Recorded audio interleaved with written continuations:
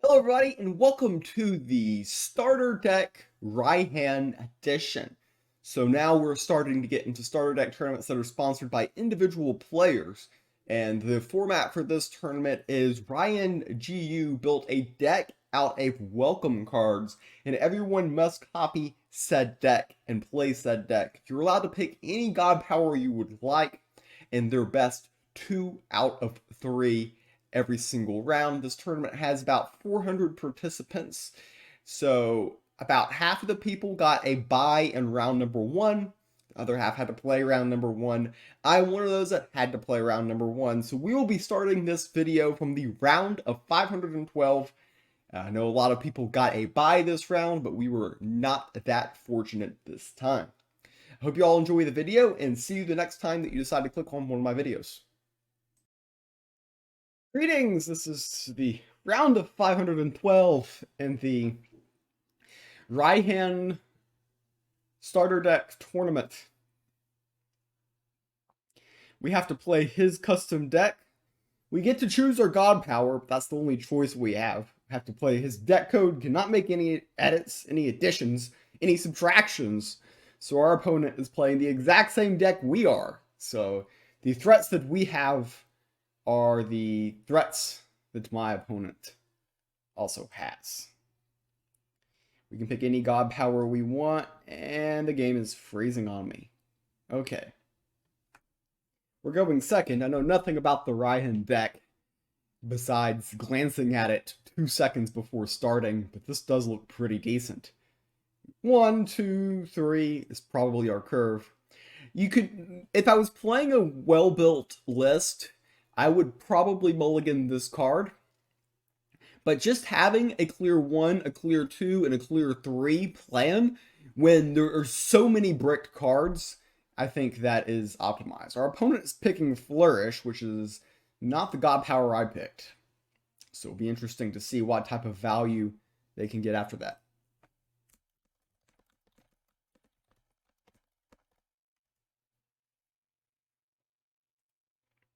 We're gonna go face, because face is indeed the place. No surprise they went face. Flourish, probably not the best god power. They don't have anything to do on this turn, which is unfortunate for them. That's why I think Animal Bond is the best one to pick. Jeez, another huge lag spike. And of course the Hog does not listen. That's kind of standard for the situation. We'll go ahead and play the Hunt Warden. These lag spikes, they're gonna kill me.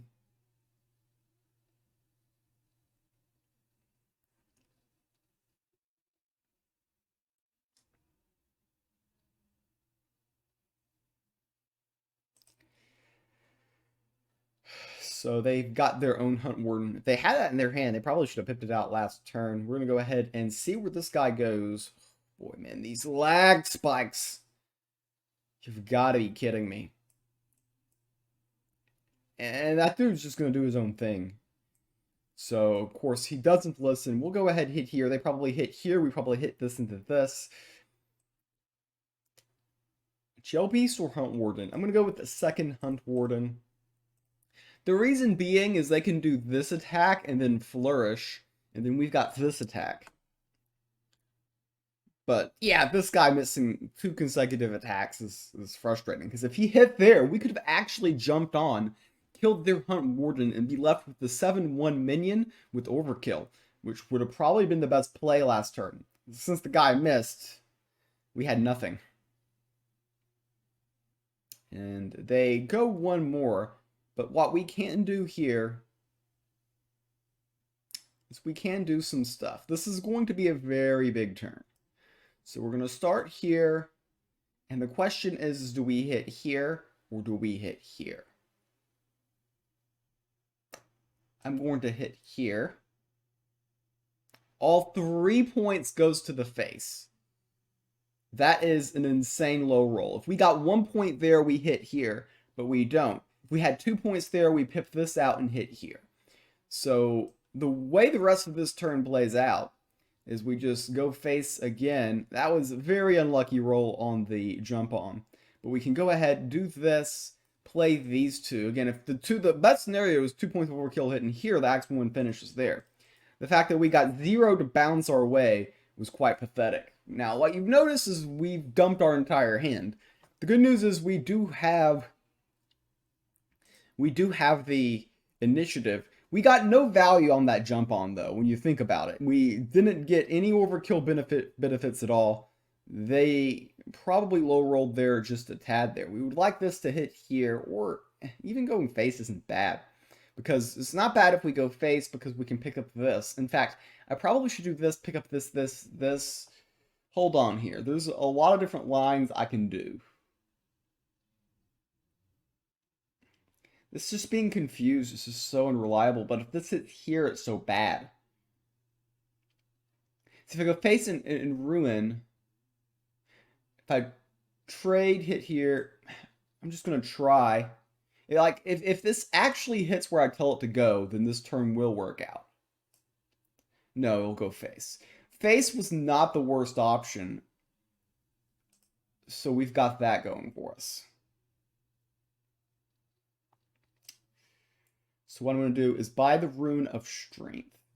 Put the Rune of Strength here, and go ahead, go face, trade off with the 3-1 and GP. General idea is these two end up trading. They're at 9, which is pretty low on health. They probably get the next Sanctum pick, though we might have a say in that as well. When we play Echo Caster, we either get back Rune of Strength, Untamed Regrowth, or Jump On. Those are our 3 options. They go ahead, they jump on, and let's see what type of RNG they get. 4 points damage, they get a better distribution than all face, which is what we got. But they don't get the ultimate, which was to remove the Hunt Warden. That's what they pretty much really wanted to have happen, and passing there probably just about seals this one. We'll go ahead and Echo Caster. 4-5 with Ward. We'll get something back from the Void, Rune of Strength, which they need to clear my entire board. Since we're playing the same deck list, I have some advanced knowledge that there's not really clean ways for them to get out of this situation. Even if they can kill one of these minions and heal themselves up, the problem that they run into is I've got Rune of Strength, which hits them for 6. So there's really not a possible miracle turn for our opponent. And we go ahead and go face and claim game number 1. Game number 1 went our way. Now we're about to go into game number 2. We're playing with Ryhans Trash Deck.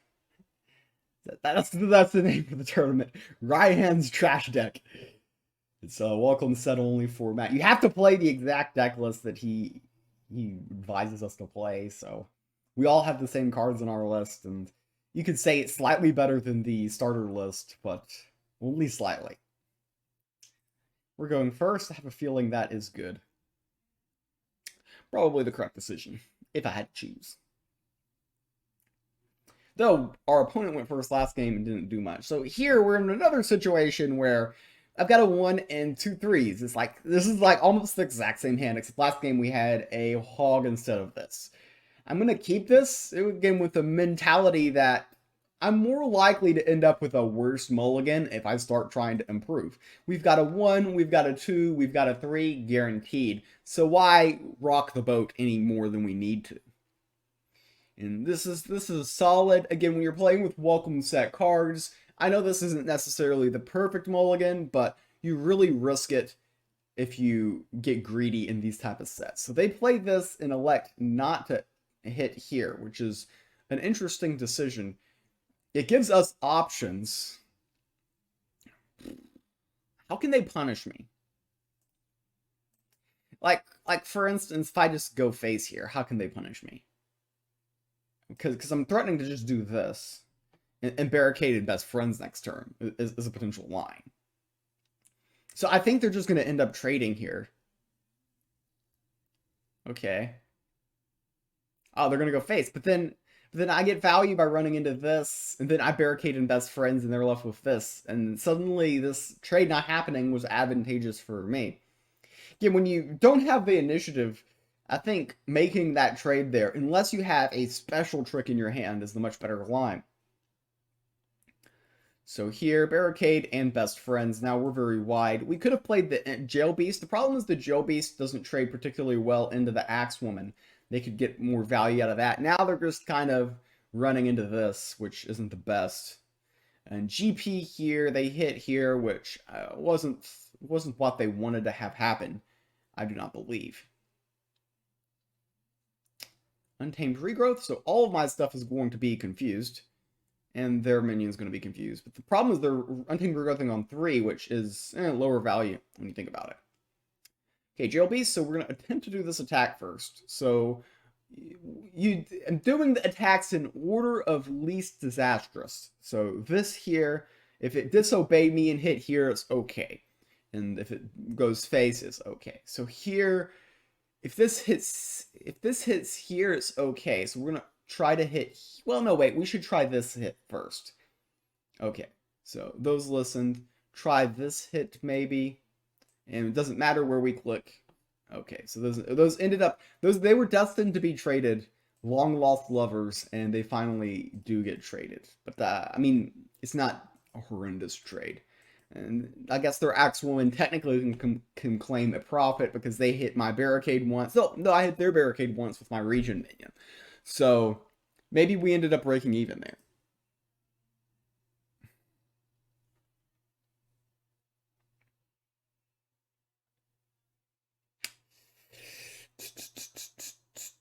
We got a lot of options here. This is the cleanest. Oh, that lag spike is killing me. The game just freezes, and that is so annoying. Okay, that did not work. So they can hit here, or we can buy this from the Sanctum. I think this is the cleanest because we remove their minion and then GP. This trades into this, but how much is a 1/1 barricade really worth? I don't think it's worth too much.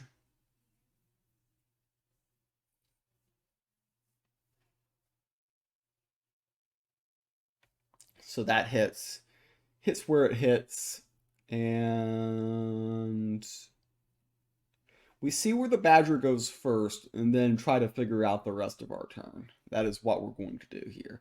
Ideally, if this hits here, we can try to trade this guy off into here, and if that fails, we can trade this into here. So yeah, what we're going to try to do is trade the 3/3 with Confused off here. Okay, and then these just go face.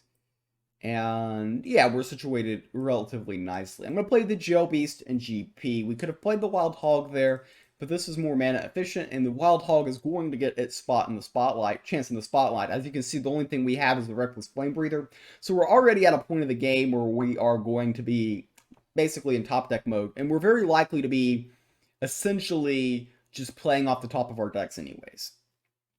So here, we're going to go ahead and see where this Badger goes. It does indeed listen, so we can go ahead and hit here. And this goes straight to the face. Again, similar thoughts to last turn. Going to keep the mana efficiency up and up. Grab the Rune of Strength, because it is indeed the best card in the Sanctum. And pass the turn. Very difficult for my opponent to not die next turn. They need the Selena's Mark to listen. And they do get the best possible roll. Is it really going to matter in the grand scheme of things? Probably not, but they can feel good about that one positive moment of RNG. Of course, we top deck jump on like a madman, and let's do something for the memes here. So I do all of this, and then we just go face. So we go ahead, get the win, and advance to the next round.